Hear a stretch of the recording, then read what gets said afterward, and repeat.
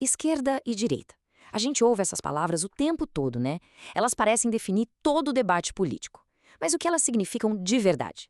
A origem desses termos é bem mais curiosa do que a maioria das pessoas imagina. Vamos mergulhar juntos nessa história para entender isso melhor. Pois é, essa pergunta aqui é o ponto de partida. Será que, ao usar esses rótulos, estamos de fato descrevendo o mundo de um jeito preciso? Ou só simplificando demais as coisas? Chegou a hora de ir além do que a gente ouve por aí e buscar um entendimento mais profundo. Para a gente entender como chegamos até aqui, a gente precisa voltar no tempo. E a história de esquerda e direita não começa com nenhuma teoria política super complexa, não. Na verdade, começa com um evento bem específico e, o mais curioso de tudo, com a maneira como as pessoas se sentaram num salão. Imagina a cena. Estamos na França, em 1789. O clima é de pura ebulição. A monarquia está por um fio e uma Assembleia Nacional se reúne para decidir os rumos do país. É ali, no meio daquele caos todo, que, de forma quase sem querer, nasce uma divisão que ia mudar a política para sempre. E a origem de tudo foi surpreendentemente simples. Foi literalmente sobre onde cada um sentou. Lá no salão da Assembleia, à esquerda do presidente, se sentaram os revolucionários, a turma que queria mudança, mais igualdade e menos poder para o rei. Já à direita, ficaram os conservadores, que defendiam a tradição e a monarquia. Um simples arranjo de cadeiras que acabou definindo uma divisão ideológica que existe até hoje. Incrível, né? Só que o que começou como uma simples questão de lugar no parlamento, logo virou algo muito maior. Esquerda e direita passaram a representar duas visões de mundo bem diferentes. Duas respostas opostas para uma pergunta fundamental: qual é a melhor forma de organizar a sociedade? E essa divisão fica bem clara quando a gente olha para três áreas principais: a economia, as questões sociais e, claro, o tamanho e a função do Estado. É aí que as diferenças de pensamento realmente aparecem. Na economia, por exemplo, o grande debate gira em torno do papel do Estado. De um lado, tem a ideia de que o Estado precisa intervir para reduzir as desigualdades, sabe? Oferecendo serviços públicos, regulando o mercado. Do outro lado, a convicção de que a liberdade econômica, com pouca interferência do governo, é o que realmente gera riqueza e prosperidade para todo mundo. Agora, na parte social, a tensão é entre o coletivo e o indivíduo.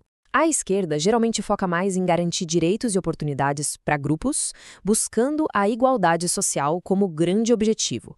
Já a direita costuma valorizar mais a autonomia, a liberdade e a responsabilidade de cada um como a base de uma sociedade que funciona bem. Mas olha, um ponto super importante: os significados de esquerda e direita não ficaram parados no tempo, lá em 1789. Muito pelo contrário, eles são como ideias vivas que foram se adaptando e se transformando radicalmente ao longo da história. E essa jornada é fascinante. O que começou como uma divisão simples lá na França no século XX virou uma disputa global gigantesca entre o capitalismo, associado à direita, e o comunismo, à esquerda. Hoje, no século XXI, o cenário está ainda mais fragmentado. Existem inúmeras correntes e subgrupos dentro de cada um desses campos. E o ponto-chave é esse aqui. É um erro pensar em esquerda e direita como se fossem dois times uniformes onde todo mundo pensa igual. Dentro de cada um desses espectros existe um universo de ideias diferentes. Muitas vezes, as tretas dentro de um mesmo lado são tão quentes ou até mais do que a briga entre os dois. E aí a gente chega no mundo de hoje, um cenário tão complexo que tentar usar só esses dois rótulos parece, sei lá, tentar colocar o oceano inteiro dentro de dois copinhos d'água. Simplesmente não cabe. Uma coisa fundamental para entender é que esses conceitos não são universais. O que é visto como direita nos Estados Unidos, por exemplo, pode muito bem ser considerado centro ou até esquerda em alguns países da Europa. E o contrário também acontece. O contexto de cada país define o seu próprio mapa político. E mais, as fronteiras ideológicas estão cada vez mais misturadas. Hoje em dia, é comum ver partidos que defendem o livre mercado, mas ao mesmo tempo apoiam uma rede forte de proteção social, por exemplo. A política moderna é um grande mosaico e não uma pintura em preto e branco. Ao mesmo tempo que tudo isso acontece, a gente vive um momento de muita polarização. E esse fenômeno tem uma consequência. Ele tende a reduzir debates super complexos a uma lógica de nós contra eles, o que acaba dificultando o diálogo e a busca por soluções melhores para todo mundo.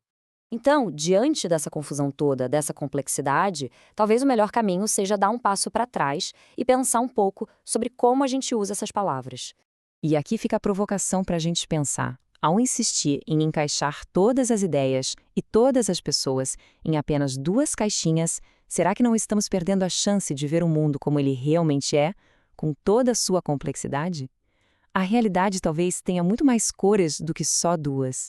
E essa é a grande lição. No fim das contas, mais importante do que vestir uma camisa e escolher um lado é entender as regras do jogo, compreender de onde as ideias vêm, o que elas propõem, suas nuances. Entender o cenário político não é sobre torcer para um time, mas sim sobre desenvolver um pensamento mais crítico para conseguir navegar nesse mundo de hoje, que é cada vez mais multifacetado.